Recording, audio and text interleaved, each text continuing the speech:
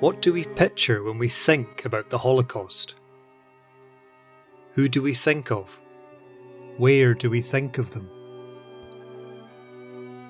Do we think of Nazi stormtroopers barking orders at groups of defenceless Jews in German streets? Of men, women and children wearing yellow stars, being beaten? Of broken glass, of Hitler and rallies at Nuremberg? Do we think of trains transporting victims, families, from their homes in Central Europe to concentration camps and tree-lined thickets in the east? Place names: Bergen-Belsen, Treblinka, Dachau, Auschwitz-Birkenau. Barbed wire, wooden huts and guard towers, places of death.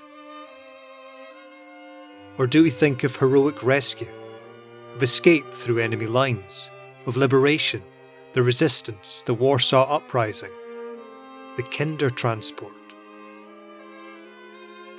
Do we think of Wales? Of Cardiff? Or Swansea? Or Abergele?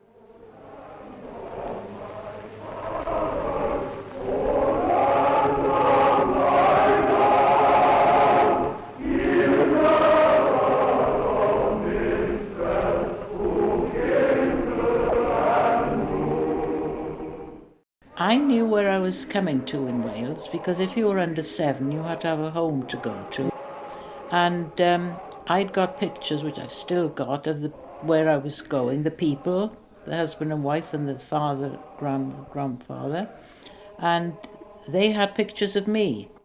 And then we got evacuated and we went to Wales.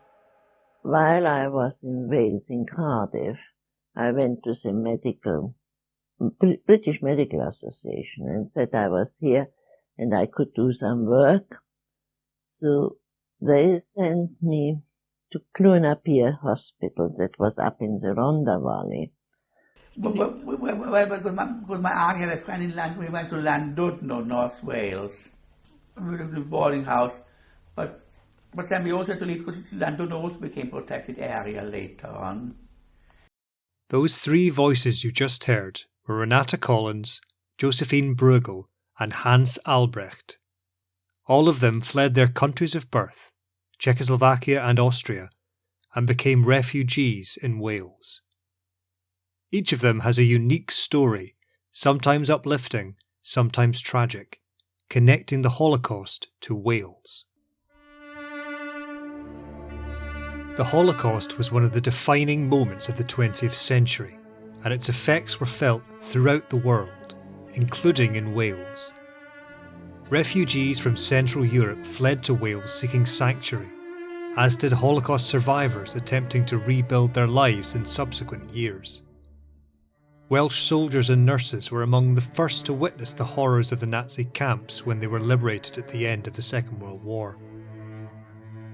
In this podcast, we will explore how the Holocaust impacted Wales. We will look at the stories of those who fled from Nazi tyranny to build better lives for themselves and their families, and hear about the loved ones they had to leave behind. We will learn how they have contributed to Welsh life, culturally, economically, and politically. The Holocaust did not just happen to other people in another place and time. It is part of all of our history. This podcast has been created as part of Holocaust Resources Wales, a project between the Centre for the Movement of People at Aberystwyth University and the Jewish History Association of South Wales, and sponsored by the Association of Jewish Refugees.